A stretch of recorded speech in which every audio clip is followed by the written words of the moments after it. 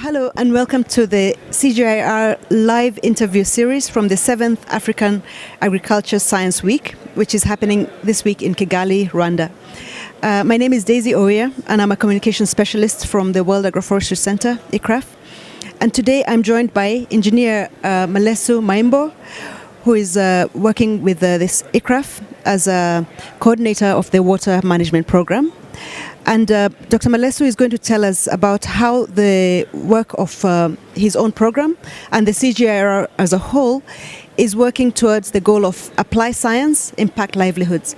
This is the theme of this year's event here in Kigali. Thank you for joining us, Dr. Malesu. So the first question I'm going to ask is whether you can tell us how ICRAF is participating at the Africa Agricultural Science event here in Kigali. Daisy, thank you so much for having me. ICRAF has been working for a long time, for over 25 years, trying to improve livelihoods. And I think when you look at this particular theme where science has to impact on livelihoods, we find ourselves in a situation where we have to showcase how science in agroforestry has been used to impact on livelihoods. Now, one thing which is happening across the African continent is that landscapes are being degraded. You know, people are removing the trees off the forest, off the landscape, and trying very hard to grow crops. The production is not that impressive. Trees provide options that can increase the income and also contribute to resilience in terms of climate variability, which we are currently experiencing. So the products that you obtain from forests can actually help in building the resilience of the farmers. Now, coming to my subject of water management and what we are contributing towards this conference, our key message is that watershed management as an approach is critical in ensuring that we restore the hydrologic functions that have been degraded due to this transition, the change in land use. So therefore, we are very strong in informing people that they need to apply watershed management approaches. And we have a very good example of the Drylands Development Program that ICRAF is currently implementing in 5 African countries. That is Ethiopia and Kenya in East Africa, and also Burkina Faso, Mali, and Niger in the Sahel. So in this program, we are actually looking at watersheds where farmers are producing crops. These are agro-pastoralists. But what ICRAF is doing is to ensure that these areas are delineated alongside watersheds. These watersheds are assessed, characterized, to assess their potential in terms of production. Water, of course, is a key resource, so we try to ensure that we bring in measures such as water harvesting techniques. We are also coming up with agroforestry interventions, farmer-managed natural regeneration, and also developing value chains that are linked to some kind of production. So by doing so, we are trying to ensure that we maintain the environment on one hand, but also increasing production on the other hand, so that farmers' livelihoods are improved. That's great. And you're applying trees for this, for all this, and many other techniques, as you said, water harvesting. Can you please clarify for us what is a watershed, first of all, and also especially which watersheds you're working on the African continent at the moment? Okay, watersheds are pretty much smaller drainage areas. They have a common river drainage system. The ones we are looking at are between 5 to 1,000 square kilometers. Beyond that size, then it moves from a watershed into a sub-catchment, and then into a basin. So the watersheds that we are looking at are pretty small, 5 to 1,000 square kilometers, that can be treated in terms of conservation And then also we can ensure that the population that is living within these watersheds can be reached, and that all the activities that, for instance, the dry dev program is promoting can impact within that given area. Fantastic. Thanks for that. And why, in your experience, do you think that agriculture in Africa deserves investment?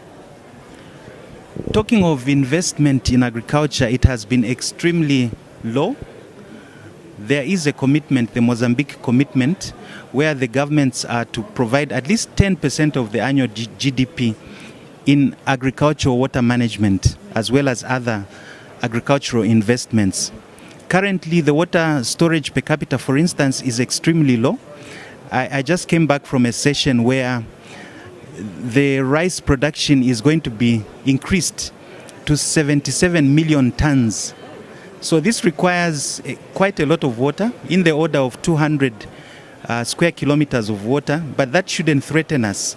Because if you look at what Africa has as a potential, we have over 10,855 cubic kilometers of water. So that amount of water required for the rice production is only 1.8%. So therefore, this 1.8% of water cannot be available for irrigation unless there is some kind of mobilization, there is investment, there is capacity building to enable us to produce the 77 million tons of rice. Okay, great. And I imagine that you can't do this on your own. And so I'd like, if possible, for you to touch on the role of partnerships in achieving this type of resilient agricultural systems in Africa. Talking about partnerships, one of the alliances that ICRAF has currently developed alongside World Food Programme is the $1 billion Business Alliance.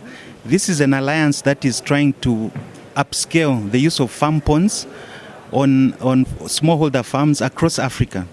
So if you look at the model for the Business Alliance, the partnership that has been created for Kenya, for instance, since we are piloting this initiative in Kenya, we have people from the private sector, we have partners from the financing sector, the bankers, examples of Equity Bank, for instance.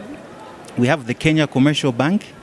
Then from the financing, microfinancing sector, we also have the World Vision Fund. Then we have partners who are also engaged in extension, the government extension system, but also the NGO. We have like World Vision that is there to provide support in doing the actual implementation on the ground.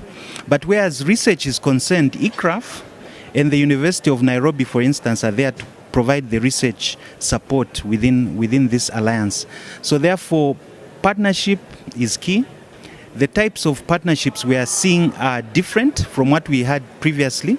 We have to be more innovative, even as we see the challenges changing. We have to bring in more investment.